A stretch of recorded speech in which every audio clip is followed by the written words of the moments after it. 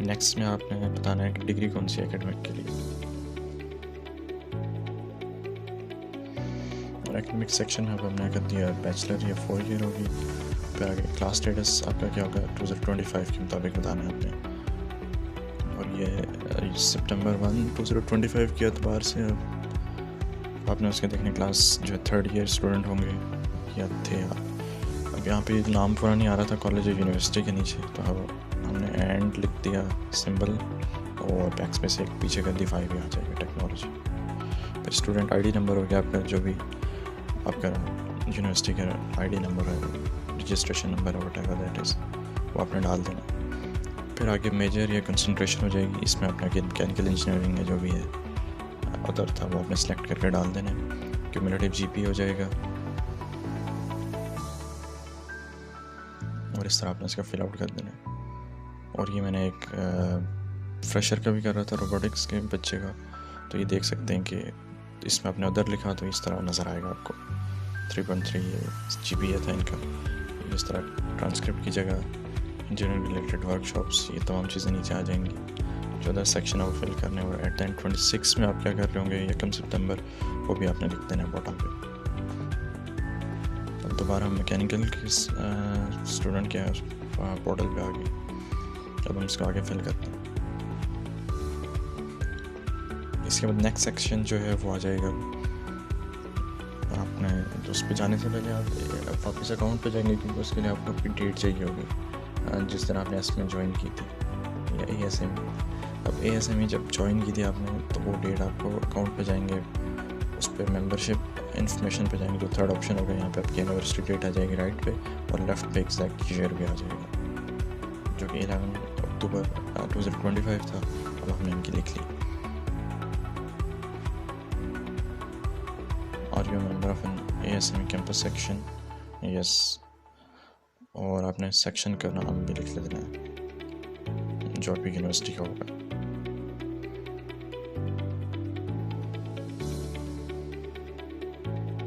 जो पिछला सेक्शन था एकेडमिक्स, उसमें आपने बाकी एक्टिविटीज़ वगैरह भी नीचे होंगी, वो भी आपने लिख देनी यूनिवर्सिटी के मतलब।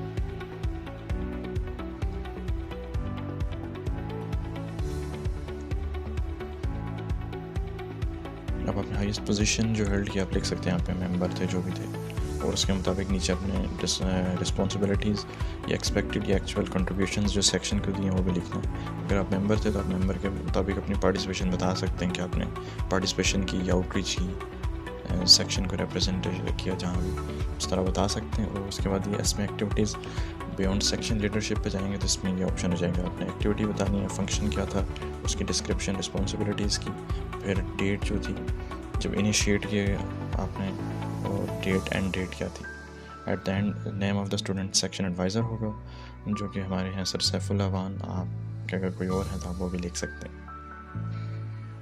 एट द एंड इसमें अवार्ड्स स्कॉलरशिप आपको मिली है कोई, इनको तो नहीं मिली, अगर आपको मिली आप यस कर सकते हैं, मोस्टली नो ही होगा। लेकिन इसमें जो ऑनर्स एंड अवार्ड्स भी आ जाते हैं, इन्वॉल्वमेंट बियॉन्ड, इसमें अगला सेक्शन होता है। इसमें अपने ऑनर अवार्ड लिखने जो भी आपको मिला, कोई भी अवार्ड मिला आप लिख सकते हैं, स्कॉलरशिप कुछ भी मिला लिख सकते हैं। उसके बाद कम्युनिटी और चैरिटेबल ऑर्गेनाइजेशन इन्वॉल्वमेंट लिखनी है, लेकिन ये इंजीनियरिंग रिलेटेड होनी चाहिए। ये यहाँ पे जो लिखे थोड़ा सा गलत है, क्योंकि इसको हमें किसी तरह से मैच करना, अगर मैच हो सकता है अगर कोई भी चैरिटेबल है तो आप लिख सकते हैं, नहीं तो वो नहीं होगा, इंजीनियरिंग रिलेटेड होना चाहिए। इसी तरह वॉलंटियर वर्क या स्पेशल इंटरेस्ट है वो भी इंजीनियरिंग रिलेटेड होना चाहिए, अगर नहीं है तो आप लीव इट ब्लैंक, यही ऑप्शन आपके पास, क्या खाली छोड़ दें। फिर SHPE इन्वॉल्वमेंट नो, ये सारी नो करते हैं। नॉन एस में ये प्रोफेशनल एंड ऑनररी ऑर्गेनाइजेशन है, यहाँ पे आप डाल सकते हैं जो बाकी सोसाइटीज़ किसी के भी मेंबर हैं या जो भी ऑनररी आपके पास ऑर्गेनाइजेशंस हैं। एट द एंड फिर रिकमेंडेशन लेटर आ जाएगा जिसकी लास्ट डेट 27 फरवरी है। इस यहाँ पे आप क्रिएट रिक्वेस्ट करेंगे, नेम और ईमेल डाल देंगे। आप अपने एडवाइज़र का भी लिख सकते हैं या कोई भी ऐसे टीचर जो आप अच्छे से जानते हो, लेकिन यह कि वो आपके फ्रेंड या फैमिली ना हो, और बेहतर है कि वो इंजीनियरिंग परसूट में आपने इंटरेक्ट किया। नेक्स्ट सेक्शन जो है वो एरिया ऑफ इंटरेस्ट है, क्योंकि हम रोबोटिक्स के बच्चे का देख रहे थे तो उनका एरिया ऑफ इंटरेस्ट कुछ भी नहीं, उन्होंने पीछे सेलेक्ट ही नहीं किया।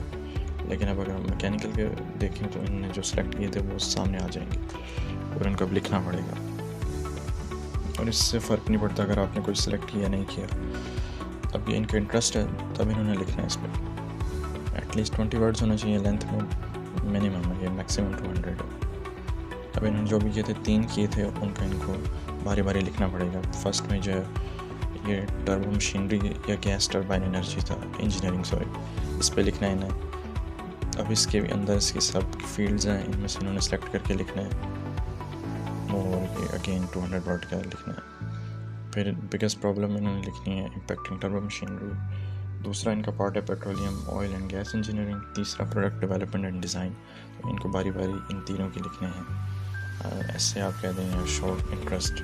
फिर नेक्स्ट सेक्शन में जाएंगे जो फाइनेंशियल आ जाएगी। इसमें अपने अपनी फाइनेंशियल जितने भी एक्सपेंसेस या जो भी है उसका बताना है, जो कि ईयरली हो। जिस तरह अगर सितंबर 2026 से मई 2027 है तो सालाना इनकम $3000 है।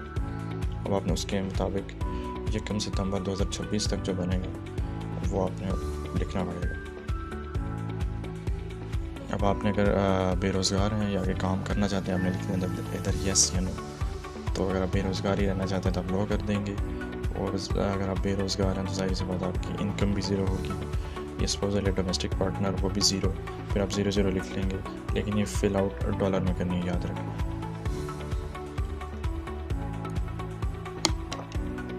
जैसे आप डाटा डालते जाएंगे वो ऑटोमेटिक सेव होता जाएगा। और डॉलर में करने के लिए आप PQR to डॉलर गूगल पे लिख लें। इस पर आप अपनी जो भी है ट्यूशन फ़ी या जिस भी तरह एक्सपेंसेस है वो डालते जाएंगे। बेस्ट पॉसिबल गेस करें जो एक्सपेंसेस हैं उनके लिए। ट्यूशन फ़ी तो एग्जैक्ट आ जाएगी, सिर्फ बुक्स या इनके लिए बेस्ट पॉसिबल गेस करें और वो कन्वर्ट करके लिखते जाएँ।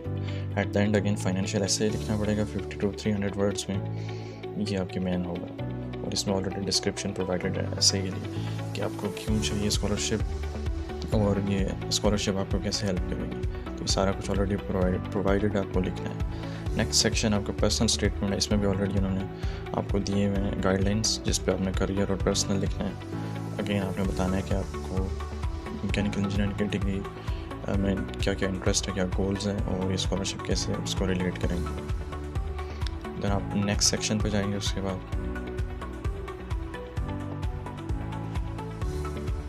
और उस पर एट द एंड आपको आ जाएगा सब जो आपने सबमिट करना है। और ये चेक लिस्ट है, आप क्लिक इस पर चेक करते जाएंगे। और अगेन AI का यूज़ अलाउ नहीं है। और जब आप चेक कर लेंगे आप देख लेंगे एट द एंड कि आपको डिग्री नज़र आ जाएगी। जिस तरह ये ऑलरेडी सबमिटेड है तो इस तरह नज़र आएगा आपको। और अगेन AI आप यूज़ कर सकते हैं, लेकिन ये कि कम्प्लीटली AI ना हो, आपका अपना नॉलेज हो, तो बाकी इस तरह आपको नज़र आ जाएगा। यहाँ पे आपको नज़र भी आएगा ये फिल है, कंप्लीट है कि नहीं। सबमिटेड में आपको नज़र आ जाएगा कितने आपके पार्ट सबमिट हैं और कितने अपने मज़ीद करने हैं। और आहिस्ता आहिस्ता आपके डॉक्यूमेंट एक्सेप्ट हो जाएंगे तो वो 4x4 हो जाएगा, स्टेप्स कंप्लीटेड। बाकी गुड लक और थैंक यू।